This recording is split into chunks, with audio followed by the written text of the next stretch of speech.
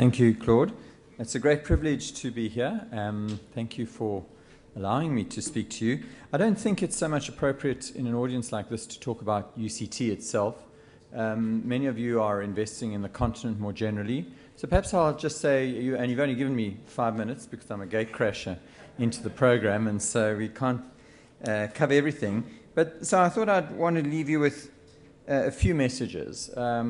As people looking to invest in Africa or to trade with Africa, it's worth reminding ourselves, and many of you will be familiar with this, that over the last decade, many countries in Africa have experienced the highest rates of per capita GDP growth of countries across the globe.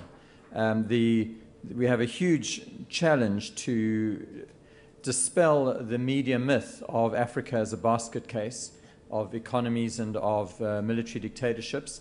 There have been more new multi-party democracies on the continent than in any other continent over the last decade.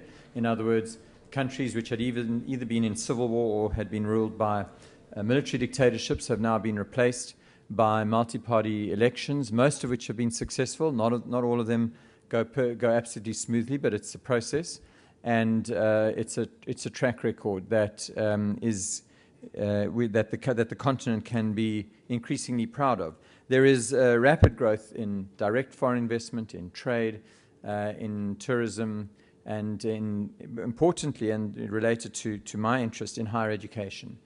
For many years, during the 80s and 90s, I have to say, driven largely by the World Bank and the IMF, the view on development was, particularly for African countries, was that you should not invest in higher education, that the priority was primary schools and secondary schools and general literacy.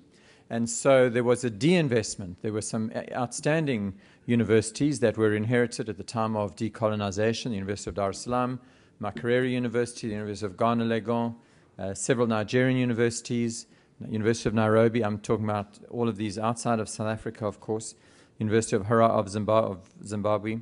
So, but during over a period of 20 years, under the structural adjustment policies, which required governments to cut back on their spending and reprioritize, higher education went into a downward spiral on the continent.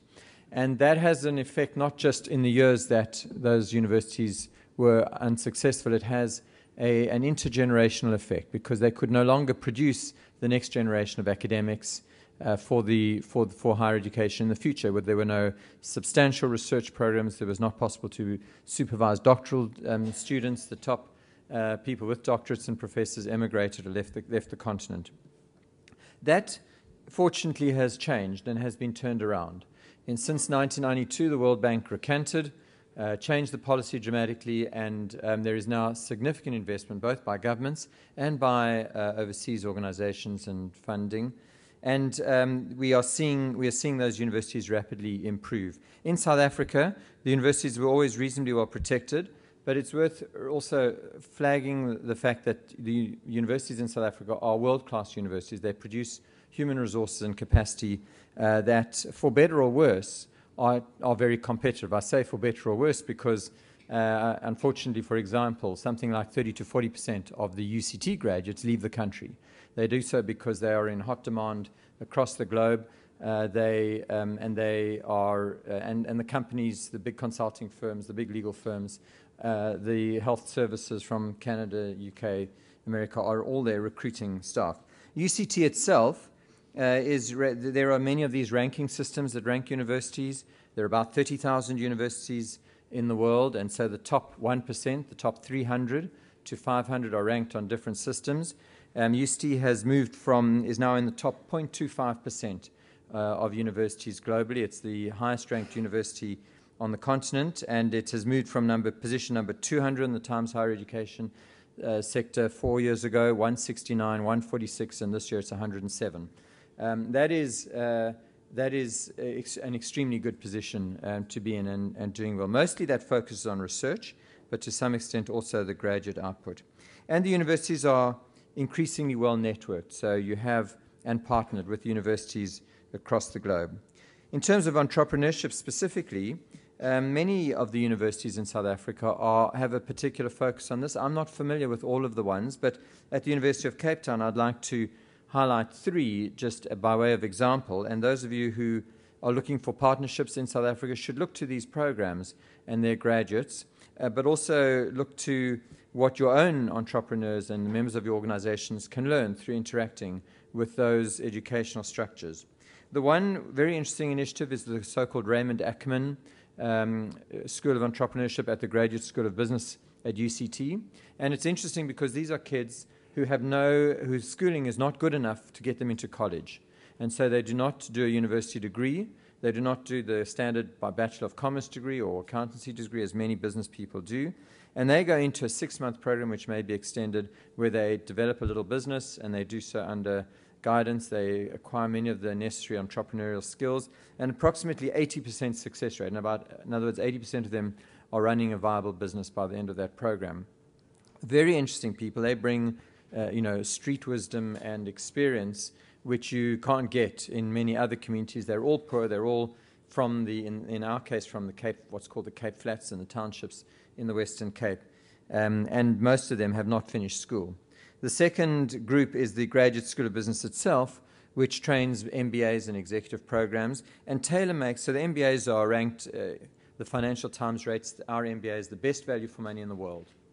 So to do that, you've got to be excellent quality, but because of the rand and the relative exchange rates and the cost of education, it's also the best value for money. But the executive programs are tailored to the needs of companies. They're often offered in-house. And again, if you are working with companies or if you're taking companies there, to be able to have a team that is rooted in the country, understands the issues, not just in the country. The GSB has as their mission to be the world's to know more about emerging markets than any other business school in the world. So their focus, their niche area is emerging markets with a particular focus on African emerging markets, and they can produce for you the kinds of programs and tailor-made programs which I think are unbeatable. And the third area of entrepreneurship training, we have many students who've completed a degree, Bachelor of Arts, Science, Humanities, Social Sciences, or Commerce, not really sure what to do, and we offer a 1-year postgraduate diploma, also extremely successful, and another different approach to doing that. They have to form their own company and then dissolve it within the year, and it's a model and produces a cohort of graduates who are interesting for you to interact with and get to know. So the bottom line is that the continent is in a much healthier state, both economically and educationally, and is starting to produce, again, the kinds of human capital you need in business and industry.